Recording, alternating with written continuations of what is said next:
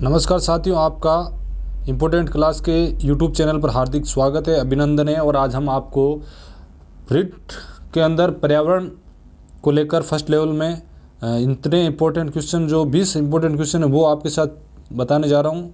ये परीक्षा की दृष्टि से बहुत महत्वपूर्ण प्रश्न है। तो चलिए शुरू करते हैं क्वेश्चन। सवाल पहला सवाल ये है कि किस सरकार ने मो सरकार अभियान लॉन्च किया? साथियों बताइए। ए नंबर ऑप्शन है पश्चिम बंगाल, त्रिपुरा, नागालैंड या उड़ीसा। तो साथियों इसमें डी ऑप्शन सही है। इसमें उड़ीसा के मुख्यमंत्री जो नवीन पटनायक है, उन्होंने गांधी जयंती के अवसर पर जो है मो सरकार अभियान लॉन्च किया था। और इस अभियान के तहत लोगों को उत्तम सरकारी सेवा जो है वो देने का इन्होंने फैसला किया। उत्तम सरकारी सेवा है ना, याद रखना, उत्तम सरकारी सेवा। और इस अभियान के तहत सरकारी दफ्तरों में काम करने वाले जो भी लोग हैं उनसे वो फीडबैक लेंगे और फीडबैक के आधार पर सरकारी जो कर्मचारी हैं उनकी जो है रैंकिंग दी जाएगी, है ना। जो आने वाले लोग हैं वो सरकारी कर्मचारियों के बारे में फीडबैक लेंगे, जो आम आदमी से ये किया जाएगा। आगे चलते हैं दूसरा प्रश्न पे। निम्नलिखित बहुपक्षीय सम्मेलन में से कौन सा स्थायी कार्बनिक प्रदूषक से मानव स्वास्थ्य और पर्यावरण की रक्षा करने के लिए है? कौन है साथियों? बोन सम्मेलन, स्टॉकहोम सम्मेलन, रोटरडेम सम्मेलन या बेसल सम्मेलन। तो इसमें आपका होगा बी ऑप्शन सही है ना, स्टॉकहोम सम्मेलन होगा। साथियों याद रखना, स्टॉकहोम सम्मेलन जो है स्थायी कार्बनिक जो प्रदूषक से मानव स्वास्थ्य और पर्यावरण की जो है रक्षा करने के लिए उपयोग में आता है ना, ये जो रक्षा करने के लिए। आगे चलते साथियों, तीसरा सवाल। मोट्रिक्स रिकॉर्ड किसका रजिस्टर है ना? मोट्रिक्स रिकॉर्ड किसका रजिस्टर है? खतरे में स्थित विदेशी प्रजातियां, खतरे में स्थित वन्य प्रजातियां, मानव जनित गतिविधियों के तहत खतरे में जलीय स्थान या इनमें से कोई नहीं। साथियों कौन सा होगा बताइए आप? तो इसमें सी ऑप्शन सही है साथियों, मानव जनित गतिविधियों के तहत खतरे में जलीय जो है स्थान है ना। ये जो गतिविधियों से उत्पन्न प्रदूषण से खतरे में जलीय स्थानों को जो है मोट्रिक्स रिकॉर्ड में रखा जाता है। चलो साथियों आगे चलते हैं। 4 नंबर क्वेश्चन। निम्नलिखित में से कौन सी बीमारी से कोयले की खान में काम करने वाले मजदूरों की उम्र जो है कम हो जाती है और उस बीमारी को ब्लैक लेग्स की बीमारी कहा जाता है? केलोम, गोला रुग्णता, प्रगतिशील विशाल फाइब्रोसिस, मेसोथेलियोमा या इनमें से कोई नहीं। तो साथियों बताइए कौन सा जो है कोयले खदानों में काम करने वाले मजदूरों को रोग हो जाता है? तो वो है साथियों आपके ए नंबर ऑप्शन सही है। इसमें केलोम, गोला जो रुग्णता है, गोलाणु रुग्णता, ये रोग हो जाता है जो लगातार खदानों में काम करने वाले जो लोग हैं और उनको कोई इस तरह इलाज नहीं मिल पाता है, इसलिए वो अपनी जान गंवा देते हैं।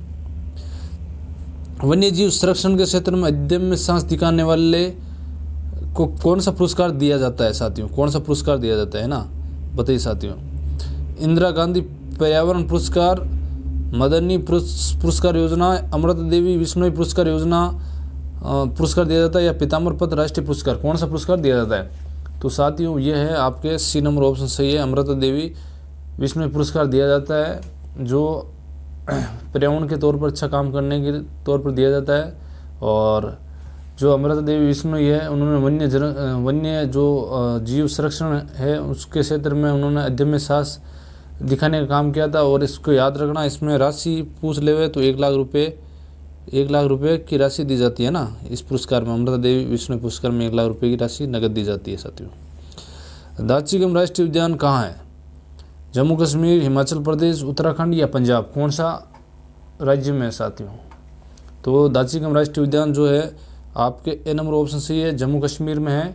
और ये 22 किलोमीटर दूर है। इसका मुख्य जो जम्मू कश्मीर से श्रीनगर से 22 किलोमीटर दूर है।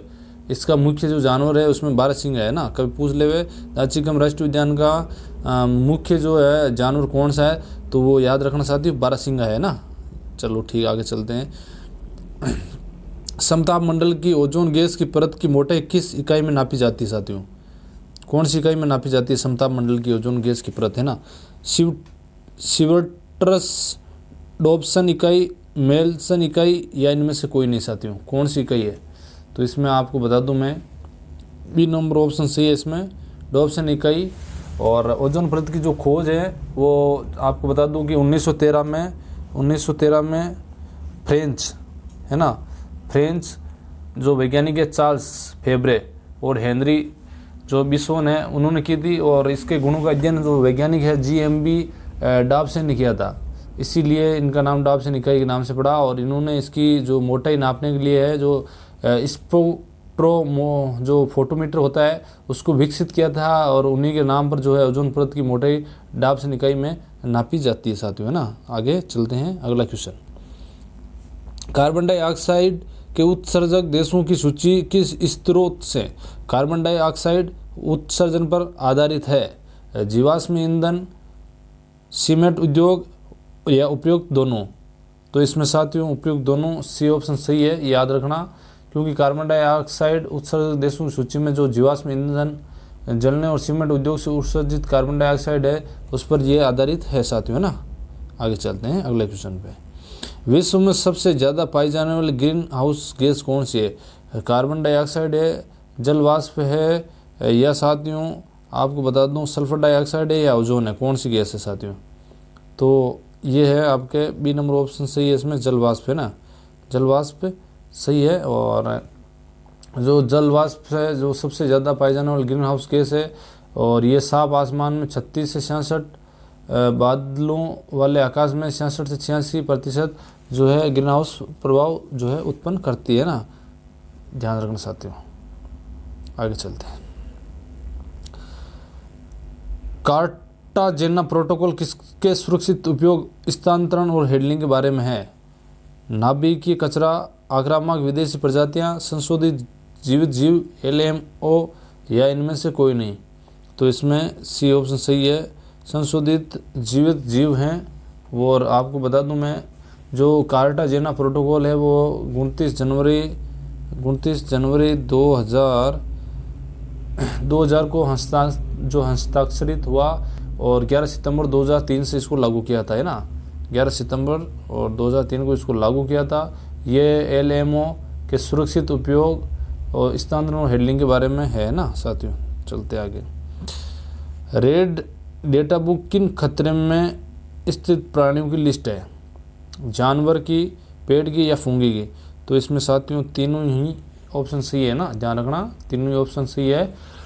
रेड डेटा बुक है जो उन प्रजातियों की सूची है जो खतरे में होती है। जो हर रेड डेटा बुक में जानवर या वृक्ष अथवा फुंगी की लिस्ट होती है जो खतरे में होती है, उनकी लिस्ट बनी हुई होती है इसमें ना, रेड डेटा बुक में।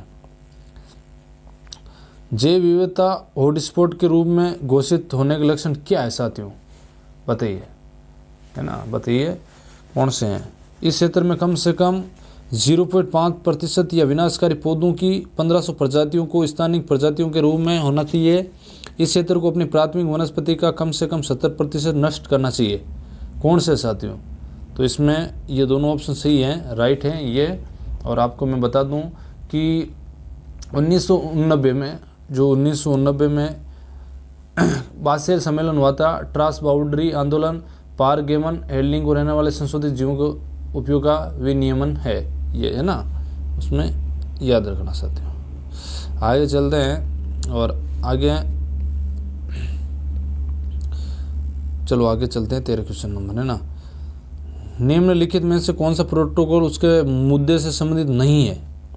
1987 का मोंट्रियल प्रोटोकॉल, ओजोन क्षयकारी पदार्थ, 1979 का बोन सम्मेलन, प्रवासी प्रजातियों के संरक्षण, या 1989 का बासेल सम्मेलन, ट्रांस बाउंड्री आंदोलन, पारगमन, हैंडलिंग और रहने वाले संतुष्ट जीवों के उपयोग का विनियमन, या 1999 का रोटरडैम सम्मेलन जो कुछ खतरनाक रसायन और कीटनाशकों के अंतर्राष्ट्रीय व्यापार में सीमित है? कौन सा है साथी बताइए? तो इसमें मैं आपको बता दूं कि जो सी ऑप्शन सही है इसका, और जो है 1989 का बासेल सम्मेलन, ट्रांस बाउंड्री आंदोलन, पारगमन, हैंडलिंग और रहने वाले संशोधित जीवों के उपयोग का विनिमय है ना, ये याद रखना साथियों। पश्चिमी घाट स्थित परिस्थितिकी विशेषज्ञ पैनल के अध्यक्ष कौन थे? आर के पंचोरी, वंदना शिव, माधव गाडगिल या प्रदीप कृष्ण? तो आपको बता दूं साथियों इसमें जो है माधव गाडगिल थे, और सी ऑप्शन सही है इसका, माधव गाडगिल थे, जो पश्चिम घाट परिस्थिति विशेषज्ञ पैनल जो WGEEP पश्चिमी घाटों के संरक्षण और देखभाल के लिए बनाए गए थे, और इसे ही गाडगिल समिति भी कहा जाता है। आगे चलते साथियों। शेर की पूंछ वाला मकाक किस वन्यजीव रिकॉर्ड में पाया जाता है? तो साथियों वो है आपके नीलगिरी में है, दिबाग या नोकरेक, या इनमें से कोई नहीं। तो वो आपके साथियों मैं बता दूं जो है नीलगिरी में, ऑप्शन सही है। शेर की पूंछ वाला मकाक जो पश्चिम घाटों में पाया जाता है, ये नीलगिरी की पहाड़ियों में पाया जाता है, और ये दुर्लभ प्रजाति का जीव है ना, ये ध्यान रखना साथियों।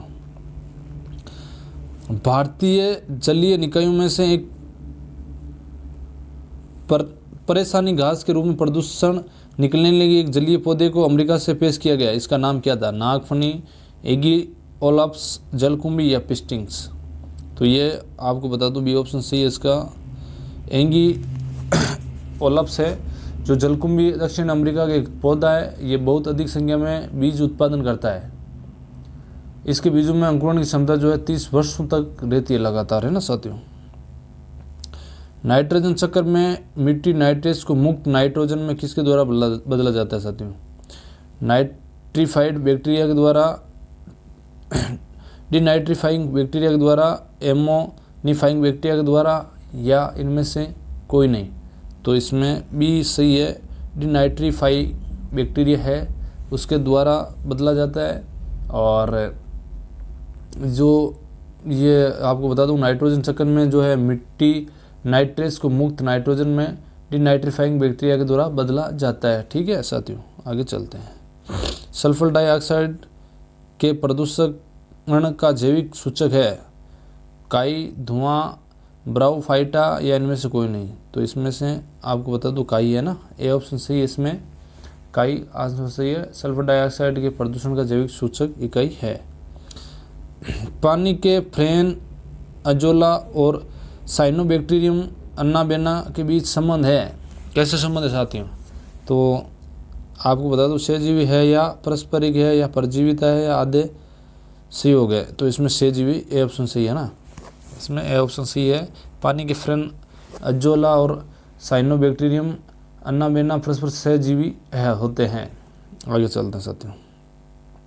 अंतिम क्वेश्चन, 20वां क्वेश्चन, निम्नलिखित में से कौन सा मुगा चट्टान का क्षेत्र नहीं है? मन्नार की खाड़ी, खंबात की खाड़ी, लक्षद्वीप, या अंडमान निकोबार समूह? तो इसमें साथ ही मैं आपको बता दूं बी ऑप्शन सही है, खंबात की खाड़ी। और इसमें जो है मूंगा चट्टान, जो चट्टान की 4 जगह हैं वो मैं आपको बता दूं, 1 नंबर मन्नार की खाड़ी, 2 नंबर लक्षद्वीप, 3 नंबर अंडमान निकोबार द्वीप समूह, 4 नंबर कच्छ की खाड़ी। और इस वीडियो को देखने के लिए आपको बहुत बहुत धन्यवाद। आप इस चैनल को सपोर्ट कीजिए, और आपके साथ में जो भी कमेंट्स हैं वो आप शेयर कीजिए, इस चैनल को सब्सक्राइब कीजिए। और मुझे भी आपसे बहुत कुछ जो है मुझे भी पढ़ने को मिल रहा है, और आपके साथ में ज्ञान को जो मैं भी अपडेट कर रहा हूँ, और अच्छा लग रहा है मुझे भी। थैंक यू साथियों, आपका बहुत बहुत धन्यवाद तमाम वीडियो देखने के लिए।